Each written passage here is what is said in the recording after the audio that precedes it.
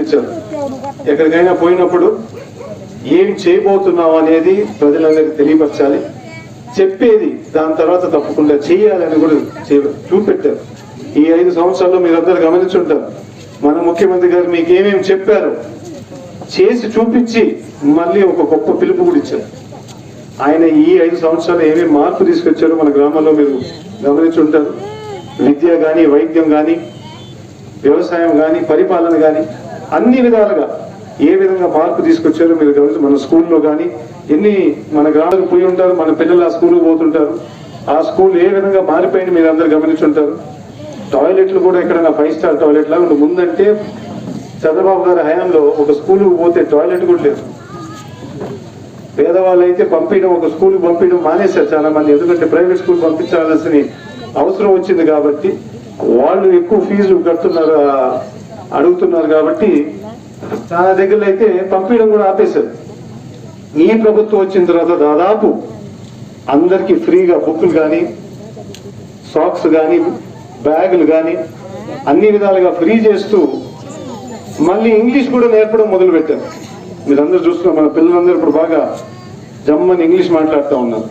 ఎక్కడికన్నా బయటికి పోతే కూడా వాళ్ళకి మంచి అవకాశం, అంటే ఎవరితో అయినా కానీ పోటీ చేసే పరిస్థితి తీసుకొచ్చారు మన ముఖ్యమంత్రి గారు. అట్లా గొప్ప వ్యవస్థ తీసుకొచ్చారు విద్యలో. వైద్యం అయితే మీ అందరికి తెలుసు, ఈ పోయిన 6 నెలల్లోనే మీరు గమనించుంటారు, ఇంటింటికి ఒక డాక్టర్ వచ్చారు. దాని తర్వాత ప్రతి ఒక్కరికి ఒక టెస్ట్ చేశారు. మీకు ఒక షుగర్ టెస్ట్, బీపీ టెస్ట్ అన్ని చేశారు కదమ్మా. చేసి ఎవరికైనా బాగలేకుండా ఉంటే మళ్ళీ వాళ్ళకి ఒక క్యాంప్ లాగా పెట్టి ఆరోగ్య సురక్ష అనే కార్యక్రమం పెట్టి ఎవరెవరికి బాగలేదు మళ్ళీ వైద్యం కూడా అందించారు. కళ్ళద్దాలు కానీ ఎవరికైనా బాగలేకుంటే కళ్ళద్దాలు కూడా పెట్టడం జరిగింది. అంటే మీ ఆరోగ్యం గురించి ఎక్కువగా ఆలోచించి మన ముఖ్యమంత్రి గారు ఎన్నో చర్యలు తీసుకున్నారు. మన పక్కనే ఒక విలేజ్ క్లినిక్ అని, అంటే ఒక గ్రామంలో ఒక హాస్పిటల్ అని తయారు చేశారు. ఆ హాస్పిటల్లో 24 గంటలు ఒక డాక్టర్ అయితే ఉంటారు. ఎప్పుడైనా కానీ ఇబ్బందులు ఉంటే మాత్రం ఆ డాక్టర్ ఇక్కడ ఊరు పక్కనే తీసుకునేటట్టు ఒక వ్యవస్థ తీసుకొచ్చారు మన ముఖ్యమంత్రి గారు. అంటే కమిటీ అని, ఆ జన్మభూమి కమిటీ ఒప్పుకుంటేనే, అంటే వాళ్ళకి ఏమైనా సేవ చేయడం కానీ, లేకపోతే ఒక జెండా అన్నా పట్టుకోవాలి, లేకపోతే వాళ్ళకి సలాం అన్నా కొట్టాలి, అది కూడా మళ్ళీ నమ్మకం లేదు.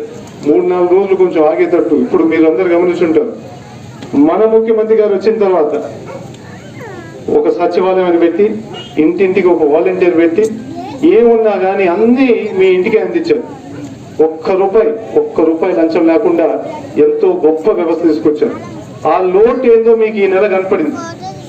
ఆ లోటు, వాలంటీర్ లేని లోటు ఒకసారి మీరు గమనిస్తే పెన్షన్ అంతా అక్కడ పోయి తీసుకోవాల్సి వచ్చింది. ఎక్కడ సచివాలయం దగ్గరికి.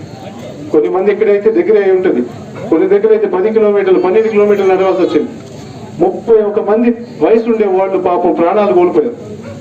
ఆ ఎండకి తట్టుకోలేక వాళ్ళు ప్రాణాలే పోయినాయి. అట్లాంటి, అంటే ఈ వ్యవస్థని పక్కన పెట్టాలని చెప్పేసి మన చంద్రబాబు గారు ఎలక్షన్ కమిషన్ గా రాసి వాలంటీర్ పని చేయకూడదని చెప్పేసి ఆపించారు. ఆయన అంటే ప్రజలు ఏమైనా కానీ పర్వాలేదు కానీ వాలంటీర్ మనవులు పెట్టారని చెప్పేసి వాళ్ళ మీద ఆరోపణలు చేయడం జరిగింది. ఆరోపణలు అదే విధంగా కాకుండా మీరందరూ చూశారు, మహిళలు మాయం చేస్తున్నారు, ఇదే విధంగా రకరకాలుగా ఆరోపణలు చేశారు ఆ వాలంటీర్ల మీద. అందుకు మీరు గమనించాలి, ఎవరు బాగు చేశారు, మీ జీవితాల్లో కూడా ఇబ్బందులు ఎవరి కింద తగ్గాయి. చంద్రబాబు గారి హయాంలో ఏ విధంగా ఉంది, మన జగన్మోహన్ రెడ్డి గారి హయాంలో ఏ విధంగా మార్పు తీసుకొచ్చారు. ఈ మార్పు చూసి, ఈ మార్పు మిమ్మల్నే గమనించమంటున్నారు మన ముఖ్యమంత్రి గారు. మీరే గమనించి మీకు మేలు జరిగిందా లేదా, మీ బ్యాంక్ అకౌంట్ చూసుకొని, మీ ఇంట్లో బ్యాంక్ అకౌంట్ చూసుకొని మీకు డబ్బులు వచ్చాయా లేదా, మీరు ఈ రోజు ఎంతో గొప్ప కొంచెం ఇచ్చే పరిస్థితి కానీ పుచ్చుకునే పరిస్థితి అయితే లేదు ఎవరికి.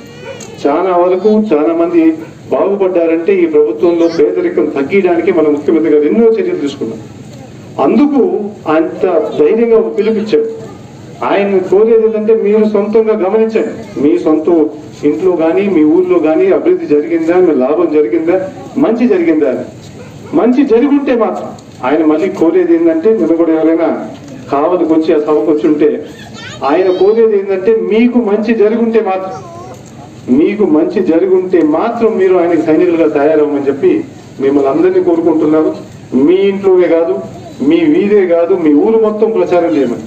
పక్క ఊళ్ళో మీకు సంబంధం ఎక్కడ ఉన్నా కానీ అక్కడ కూడా పోయి ప్రచారం చేసి ఆయన తప్పకుండా కోరినట్టు 175 స్థానాలు మనం గెలిచి ఆయన కానుక వేయాలని చెప్పేసి మీ అందరినీ కోరుతున్నాం మన ముఖ్యమంత్రి గారు. అందుకే టీడీపీ వాళ్ళు వాళ్ళ సొంత సత్తా సరిపోదని చెప్పేసి చుట్టుపక్కలంతా పొత్తుల కోసం చూస్తా ఉన్నారు. ముందు ఒక సినిమా యాక్టర్ని తీసుకొచ్చినారు, మీరందరూ పర్వాలేదు సినిమా యాక్టర్స్ సినిమా బాగున్నారు కానీ నాయకుడిగా పనికిరాడని చెప్పి మీరు ఒక చిన్న చూపించే తెలిగే మళ్ళీ ఢిల్లీ వరిగించాడు. ఢిల్లీ వరిగించి దాని తర్వాత వాళ్ళని బీజేపీ వాళ్ళని కూడా తీసుకొచ్చేసి ఇంకో పొత్తు పెట్టుకున్నాడు. ఈ పొత్తుతో ఇంకో కొత్త సినిమా తీసుకొస్తున్నారని చెప్పి. కానీ అసలైన పొత్తు మర్చిపోయినాడు. అంటే ప్రజలతో పెట్టుకునే పొత్తు మర్చిపోయి మిగతా వాళ్ళు బయట వాళ్ళంతా తీసుకొని వచ్చి ఇక్కడ చలాయించాలనుకుంటున్నాడు. లాస్ట్ టైం మీరు మంచి తీర్పిచ్చారు. ఈసారి కూడా మీ ఓటు డిసైడ్ చేయాలంటే నిర్ణయం తీసుకోబోతుంది. వాలంటీర్ వ్యవస్థ పెడతారా లేకపోతే జన్మభూమి కమిటీ పెట్టారా? ఆ తీర్పు మీరు ఇవ్వబోతున్నారు. ఇప్పుడే మీరు గమనించుంటారు, దాదాపు టీడీపీ నాయకులందరూ చెప్తా ఉన్నారు ఈసారి మాత్రం మాకు వస్తే ఇంకా వాలంటీర్ తీసేస్తాం, మేము చెప్పినట్టే పెన్షన్ ఇవ్వాలని చెప్పేసి ఆయన యువ నాయకుడు లోకేష్ చెప్పడం జరిగింది. మీరు అందరూ టీవీలో చూసుంటారు. అది వాళ్ళ ఆలోచన. అదే చెప్తున్నా. అందుకే అందుకే మీ నిర్ణయం చాలా ముఖ్యమైన తీర్పు కాబట్టి ఆ తీర్పు గురించి మీరు ఆలోచించాలి. మీరు మళ్ళీ మన స్కూల్ బాగు చేసే వ్యవస్థ కోసం ఓటేస్తారా లేకపోతే పాత రోజుల్లాగా ప్రైవేట్ స్కూల్ కోసం ఓటేస్తారా? ఆ విధంగా తీసుకుని లేకపోతే మన సచివాలయం కోసం ఓటేస్తారా లేకపోతే పోయిన రోజుల్లాగా మన మండల ఆఫీస్ తిరిగేటట్టు ఓటేస్తారా? అంటే సచివాలయం అయితే గుర్తొచ్చింది నాకు. మనకి ఎప్పుడన్నా పాత రోజుల్లో పోవాలంటే ఒక ఏ ఆఫీస్కి అయినా కానీ మండల ఆఫీస్ అయినా కానీ ఎప్పుడు బ్రిటిష్ వాళ్ళు కట్టిన బిల్డింగ్. మన ముఖ్యమంత్రి గారు వచ్చిన తర్వాత ఫస్ట్ టైం అంటే మొదటిసారి ప్రతి గ్రామంలో ఒక ప్రభుత్వ అధికారి బిల్డింగ్ కట్టినారంటే మన ముఖ్యమంత్రి గారు కట్టించారు. ప్రతి గ్రామంలో సచివాలయం కానీ ఆర్బీకే కానీ ఈ బిల్డింగ్లన్నీ కట్టించి మీకు ఏమైనా కానీ అవసరాలు ఇక్కడే చేసేసారు. రేపు రాబోయే రోజుల్లో రిజిస్ట్రేషన్ కూడా ఈ బిల్డింగ్ లోనే జరగబోతుంది. మీ సచివాలయం బిల్డింగ్ లోనే మీ పొలాల రిజిస్ట్రేషన్ కానీ అమ్ముకోవడానికి కొనుక్కోవడానికి కానీ ఎక్కడ బయటికి పోకూడదు, మీ ఊర్లోనే జరిగిపోతాం.